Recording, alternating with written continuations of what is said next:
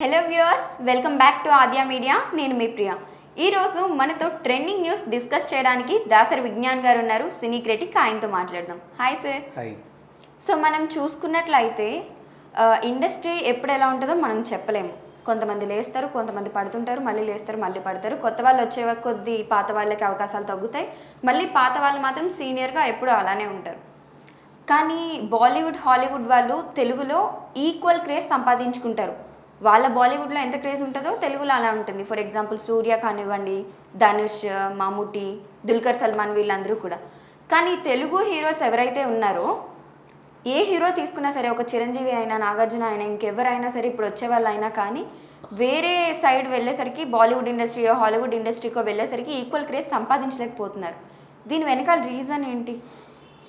Reason ఏమో అంటే మనము క్రోనలాజికల్ పద్ధతిలో చూడాలి దీన్ని. ఫస్ట్ మన ఇండస్ట్రీ అంతా చెన్నైలో ఉండేది. సో తెలుగు సినిమాలు అక్కడే అయ్యేవి, తమిళ సినిమాలు కూడా అక్కడ నుంచే షూట్ అయ్యేవి. అక్కడ నుంచే డిస్ట్రిబ్యూషన్ వ్యవస్థ, అక్కడ నుంచే జూనియర్ ఆర్టిస్టుల వ్యవస్థ, అక్కడ నుంచే అన్ని 24 క్రాఫ్ట్స్ A to Z అక్కడ నుంచే మొత్తం ఆపరేషన్ అంతా జరిగేది. బాగుండేది. సో తమిళ వాళ్ళు వాళ్ళ సినిమాలు అదే డిస్ట్రిబ్యూటర్లు రిలీజ్ చేసేవాళ్ళు, తెలుగు వాళ్ళు కూడా సినిమాలు అదే డిస్ట్రిబ్యూటర్లు రిలీజ్ చేసేవాళ్ళు. కొన్నాళ్ళ తర్వాత ఇండస్ట్రీ చెన్నై నుంచి తెలుగు ఇండస్ట్రీ హైదరాబాద్ వచ్చేసింది. ఓకేనా? ఇప్పుడు అది హైదరాబాద్ వచ్చిన తర్వాత మన తెలుగు సినిమాని మనం కాపాడుకునే ప్రయత్నం వీళ్ళు చేయడంలో డిస్ట్రిబ్యూటర్లు, ఎగ్జిబ్యూటర్లు అందరూ కూడా ఈ తెలుగు రాష్ట్రాల్లో వాళ్ళ సినిమాల్ని రిలీజ్ చేసుకునేలాగా బాగా ఇదైపోయారు. కొత్త కొత్త డిస్ట్రిబ్యూటర్లు రావడం, కొత్త కొత్త ఎగ్జిబిటర్స్ రావడం, ఈ విధంగా. ఇప్పుడు తమిళ వాళ్ళు ఏం చేస్తున్నారు? వాళ్ళకి ఆల్రెడీ అలవాటు ఉన్న పద్ధతే కదా, ముందు నుంచే రిలీజ్ చేస్తున్నారు కాబట్టి యాజ్ యూజువల్గా వాళ్ళ సినిమాలు తెలుగులోనూ కూడా రిలీజ్ చేసుకుంటూ వస్తున్నారు. ఆ డిస్ట్రిబ్యూటర్లు ఉన్నారు కాబట్టి. సో ఆ పందాలు అలాగే మన కమల్ హాసన్ గారు తెలుగులో ఎంత పరిచయమో తమిళ్లో అంత ఎంతో తెలుగులో అంతే. అలాగే విక్రమ్ గారు తెలుగులో ఎంతో తమిళ్లోనూ అంతే, తమిళ్లోనూ ఎంతో తెలుగులోనూ అంతే. నెక్స్ట్ మన రజనీకాంత్ గారు తెలుగులో ఎంతో తమిళ్లో అంతే, తమిళ్లో ఎంతో తెలుగులో అంతే. ఈవెన్ ఇది మనకు తెలిసిందే. అండ్ ఆ టైప్ డైరెక్టర్స్ కూడా, ఫర్ ఎగ్జాంపుల్ శంకర్ గారు కానివ్వండి, లేకపోతే మణిరత్నం గారు కానివ్వండి, ఏ సినిమా తీసినా బైలింగ్వల్ తీసేవాళ్ళు. తమిళ్లోనూ తెలుగులోనూ తమిళ్లోనూ. సో అట్లా తమిళ్ మార్కెట్ ఎప్పుడు తమిళ్తో పాటు తెలుగులోనూ ఉండేది. బట్ తెలుగు మార్కెట్ మాత్రం తెలుగులో మాత్రమే ఉండేది. సో ఈ రకంగా తయారైంది. ఇంకా అసలు విషయానికి వస్తే ఇప్పుడు తర్వాత వాళ్ళ హీరోలు, సూర్య వచ్చాడు, తెలుగుతో పాటు తమిళ్తో పాటు తెలుగులోనూ మార్కెట్ ఉంది ఆయనకి.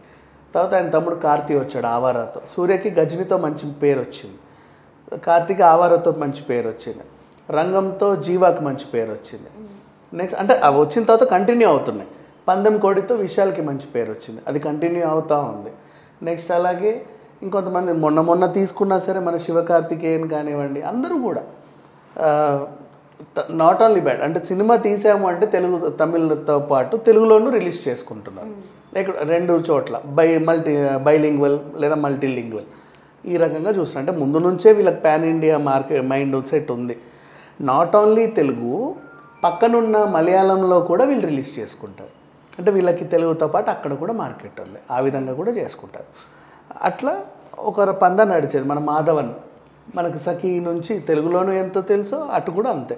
ఎంతమందిని తీసుకున్నా సరే, ఈవెన్ ఐశ్వర్యరాయ్ కూడా మనకి జీన్స్ సినిమా తెలుగులో పాటు అటు కూడా రిలీజ్ అయింది. సో ఈ రకంగా చూసుకుంటే తమిళ వాళ్ళకి రెండిట్లోనూ మార్కెట్ ఉంది, తెలుగు వాళ్ళకి మాత్రం తెలుగులోనే ఉంది. మన హీరోలు ఇప్పుడు అదే చిరంజీవితో మల్టీలింగ్వల్ ఇట్లా, చిరంజీవి సినిమా అంటే తెలుగు రాష్ట్రాల్లోనే, బాలకృష్ణ సినిమా తెలుగు రాష్ట్రాల్లోనే, నాగార్జున తెలుగు రాష్ట్రాల్లోనే, వెంకటేష్ గారు తెలుగు రాష్ట్రాల్లోనే, వీళ్ళకి బయటికి వెళ్ళట్లా. అండ్ తర్వాత జనరేషన్ వచ్చిన ప్రభాస్, రామ్ చరణ్, జూనియర్ ఎన్టీఆర్, వీళ్ళందరూ కూడా ఇక్కడే, మహేష్ బాబు కూడా ఇక్కడే తీసుకొని ఇక్కడే రిలీజ్ చేసుకుంటారు. తమిళ్లో ఎక్కువ ఇంట్రెస్ట్ చూపిట్లా. కానీ తమిళ హీరోలు అలా కాదు, మన హీరోలతో పాటు ఈక్వల్గా ఇప్పుడు విజయ్ కానివ్వండి, ఎంతమంది లేరు, అందరూ కూడా ఇక్కడ కూడా వాళ్ళకి ఈక్వల్ స్టార్డమ్ ఉంది, మంచి మార్కెట్ కూడా ఉంది. అండ్ ఇంకొకటి ఏంటంటే మన వాళ్ళు చేసే మిస్టేక్స్, ఇప్పుడు హాలీవుడ్ మన హిందీ వాళ్ళు వాళ్ళ హీరోయిన్లను వాళ్ళే పెట్టుకుంటారు ఏదేమైనా. మలయాళం అండ్ తమిళ్ అయితే నిజంగా చెప్తున్నా, వాళ్ళ హీరోయిన్స్ వాళ్ళకే ఉంటారు. వీళ్ళు కూడా వాళ్ళ హీరోయిన్లకి, వాళ్ళ స్టేట్లో హీరోయిన్స్కే చూస్తారు. ఈవెన్ కన్నడ కూడా కన్నడ హీరోయిన్స్కే ఛాన్స్లు ఇస్తారు. మన వాళ్ళే సినిమా ఇక్కడ తీస్తారు అంతే. ఒక హీరో ఇక్కడ ఉంటాడు, నిర్మాత ఇక్కడ ఉంటాడు, డైరెక్టర్ ఎవడో ఇక్కడ ఉంటాడు. హీరోయిన్ ఎక్కడి నుంచో రావాలి, నాకు ముంబై నుంచో, ప్యారిస్ నుంచో, జైపూర్ నుంచో, బెంగళూరు నుంచో, తమిళ నుంచో, ఎక్కడి నుంచో. ఇక్కడ ఆమె అసలు వద్దే వద్దు. ఒక హీరోయిన్ మేము విజయవాడ అండి అంటే అసలు దగ్గర కూడా రానివ్వరు. మేము హైదరాబాద్ అని అంటే అసలు మొహం కూడా చూడరు. అదే ఐ కేమ్ ఫ్రమ్ ముంబై అనింది అనుకో, కమ్ ప్లీజ్ సీట్, డైరెక్టర్ మీకోసమే వెయిట్ చేస్తున్నాడు అంటారు. ఈ రకంగా ఉంటుంది. అండ్ నెక్స్ట్ వీళ్ళకి విలన్ ఎక్కడి నుంచో కావాలి, హిందీ నుంచో లేకపోతే నుంచో ఒక విలన్ రావాలి. అక్కడ వాళ్ళకి ఏం పెద్ద విషయం ఉండదు, బట్ వాడు ఇక్కడికి వచ్చి పెద్ద ఏదో. అండ్ నెక్స్ట్ ఫైట్ మాస్టర్ ఎక్కడి నుంచో రావాలి. ఇట్లా టెక్నీషియన్స్ ఎక్కడి నుంచో, మనకి అందరు ఎక్కడెక్కడి నుంచో కావాలి, ఇక్కడ మాత్రం చేసుకోవాలి. సో ఇక్కడి వాళ్ళని వాళ్ళు ఎప్పుడు ఫోకస్ పెట్టల. ద ఓన్లీ రీజన్ ఈ ఇండస్ట్రీ కూడా ఇక్కడ పుట్టల, ఎక్కడో పుట్టి ఇక్కడికి వచ్చింది కాబట్టి వీళ్ళకి మైండ్ సెట్ కూడా ఇట్లాగే తయారైంది. ఎప్పుడు చూడు పక్కకు తొంగి చూడడమే. బట్ మిగతా వాళ్ళు కన్నడ వాళ్ళు చూడండి, ఈవెన్ ఇప్పుడు మన కాంతారా కూడా సప్తమి గౌడ వాళ్ళే హీరోయిన్లు.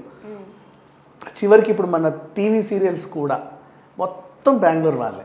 బెంగళూరులో ఉన్న కొత్త వాళ్ళు వచ్చారని వాళ్ళు వెంటనే తీసుకొని తెలుగులో కూడా సీరియల్ చెప్పి రన్ చేపిస్తారు. మన ఆర్టిస్టులు కూడా లేరు, తెలుగు ఆర్టిస్టులు. అంటే మన వాళ్ళు మా అసోసియేషన్లో 1000 మంది ఉన్నారన్నారా, ఆ 1000 మంది సంవత్సరంలో ఎక్కడా కనపడరు. మహా అయితే 2-3 కనిపిస్తారు అంత, హీరోలు కొంతమంది అట్లా అడప నటులు. అండ్ ఇప్పుడు మన దగ్గర తండ్రి పాత్రలకి పక్క నుంచి నాజర్ని తెచ్చారు, పక్క నుంచి ఇంకొకరిని తెచ్చారు. ఇక్కడ ఉన్న తనికెల బన్నీ, చలపతిరావు వీళ్ళందరికీ ఎప్పటికో కానీ క్యారెక్టర్స్ రావు. సో ఈ రకంగా మన వాళ్ళే తయారు చేసుకున్నారు, మిగతా వాళ్ళకి ఏం కాదు. సో మన మైండ్ సెట్ ఇలా ఉంది కాబట్టి మన హీరోలకి మన మార్కెట్ కూడా మిగతా దాంట్లో విస్తరించాల.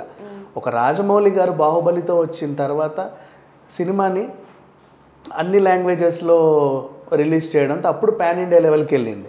పాన్ ఇండియా లెవెల్కి వెళ్ళిన తర్వాత ఇప్పుడు అందరు పాన్ ఇండియా అని పెట్టుకొని, అప్పటికీ పాన్ ఇండియా అంటే వీళ్ళ దృష్టిలో ఏంటో తెలుసా, ఇప్పుడు బాహుబలి కూడా కట్టప్పని ఎక్కడి నుంచి తెచ్చారు, తమిళం నుంచి తెచ్చారు. కిచ్చా సుదీప్ని కన్నడ నుంచి తెచ్చారు. సో రమ్యకృష్ణ అఫ్కోర్స్ తెలుగు తమిళ్లో ఈక్వలే, ప్రభాస్ వీళ్ళు ఇక్కడే. రానాకి కొంచెం నార్త్లో కూడా క్రేజ్ ఉంది, ఎందుకంటే ఆయనకు అక్కడ విఎఫ్ఎక్స్ ఈ స్టూడియోలు ఏవో ఉన్నాయి. సో ఇట్లా బాహుబలి కూడా మొత్తం మిక్స్ అండ్ మ్యాచ్ చేసేసారు, అందరినీ పెట్టారు. నెక్స్ట్ మణిరత్నం, పొన్నియిన్ సెల్వన్ కూడా వాళ్ళైతే పాపం వాళ్ళతోనే తీసుకున్నారనుకో. మన వాళ్ళు నెక్స్ట్ తీసే సినిమాలు కూడా ఇప్పుడు పుష్ప కూడా మలయాళం నుంచి ఒకడు, ఇటు నుంచి ఒకరు, అటు నుంచి ఒకరు, ఇటు నుంచి ఒకరు, అంటే ఒక క్లమ్జీనెస్ తయారైపోయింది. మన వాళ్ళు ఎప్పుడు పక్కకు చూస్తున్నారు, మన మార్కెట్ని కాపాడుకునే ప్రయత్నం ఎప్పుడూ చేయాలి. కాబట్టి తెలుగు సినిమాకి తెలుగులో మాత్రమే మార్కెట్ ఏర్పడింది, మహా అయితే యూఎస్లో అక్కడిక్కడ. ఇప్పుడు నుంచి పాన్ ఇండియా కల్చర్ వచ్చాక మిగతా రాష్ట్రాల్లో ఉంది. కాకపోతే సొంతంగా స్టార్డమ్ సంపాదించుకున్న హీరోలో బన్నీ ఒకడు. ఆయనకి మలయాళంలో మంచి ఫ్యాన్స్ ఉన్నారు, తెలుగులో ఎంత ఉందో మలయాళంలోనూ మంచి క్రేజీ హీరో అతను. సేమ్ అక్కడ దుల్కర్ సల్మాన్ మనకి ఎలాగో, అక్కడ పృథ్వీ మనకి ఎలా, అక్కడ మోహన్ లాల్ మనకి ఎలాగో, అక్కడ మమ్ముట్టి మనకి ఎలాగో, ఈయనకు కూడా అక్కడ మంచి మార్కెట్ ఉంది. అండ్ ఇప్పుడు నాని పాన్ ఇండియా ట్రై చేశాడు, బట్ ఆయన ఇంకా ఎదగల. విజయ్ దేవరకొండ ట్రై చేశాడు, బట్ ఆయన వల్ల అవ్వాల. అఖిల్ ట్రై చేశాడు, ఆయన వల్ల అవ్వాల. నా చైతన్య ట్రై చేశాడు, ఆయన వల్ల అవ్వాల. బట్ కొంతమంది వల్ల అవుతుంది, they are maintaining themself. But తర్వాత అయినా సరే ఇక్కడ మీదట ఈ పాన్ ఇండియా సినిమా తీస్తే పాన్ ఇండియానే తీస్తే మన వాళ్ళకి కూడా మొత్తం అంతటా మార్కెట్ ఉండే ఛాన్స్ అయితే ఉంది. Thank you so much sir. Thank you.